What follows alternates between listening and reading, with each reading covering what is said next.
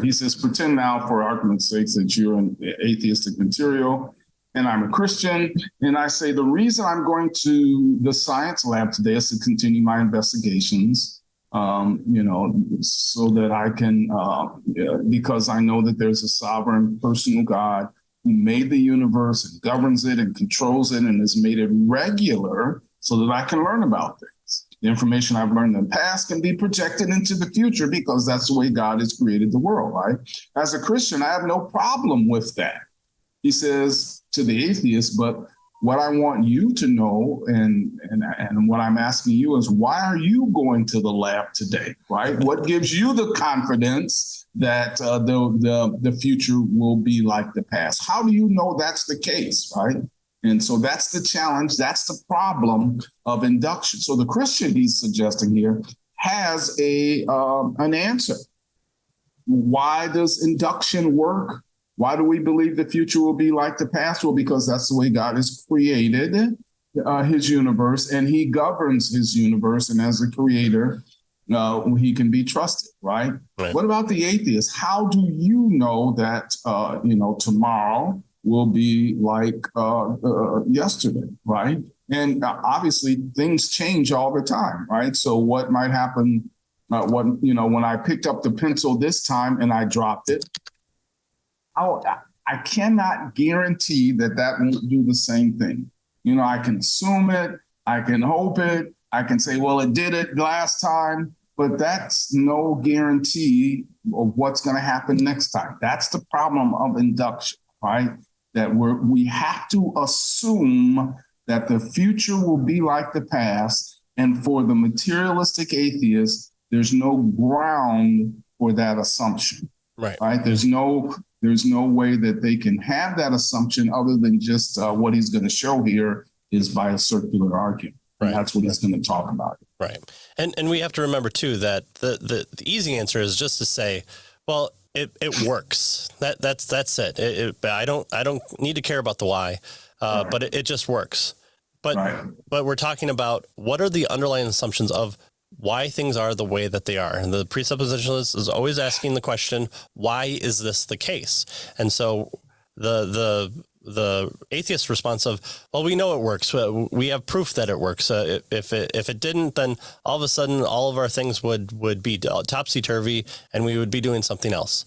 But the Christian could just make that same type of argument and say, well, it just works because we believe in God, or God exists in the universe and it works. And if he didn't exist, then it'd be topsy-turvy. There's no distinguish between those two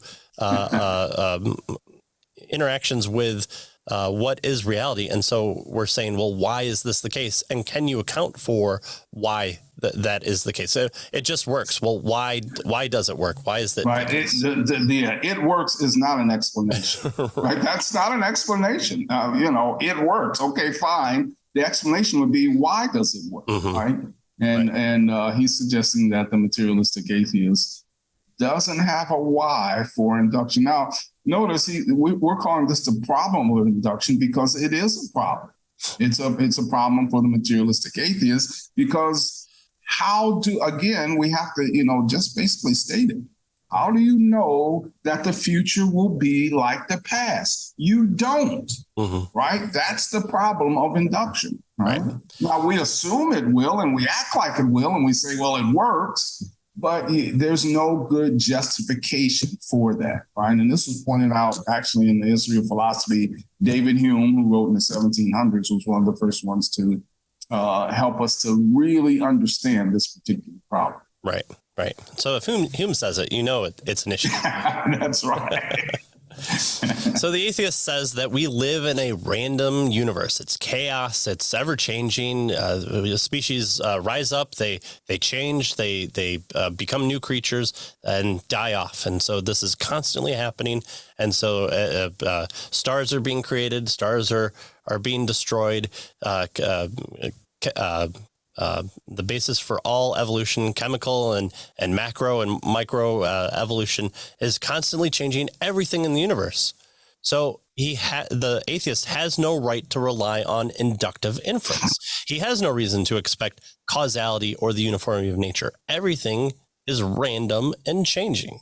He has no basis for believing in the uniformity of nature, but then he has also then no basis to do science. And that's what science is. Science is this process to once you find the method, once you plug in the numbers there, you get a law or a rule, and that's what pops out every time. And it goes from, your theorem to your laws, the law of gravity, all these things that we've given millions of dollars to people for discovering these consistencies within the universe.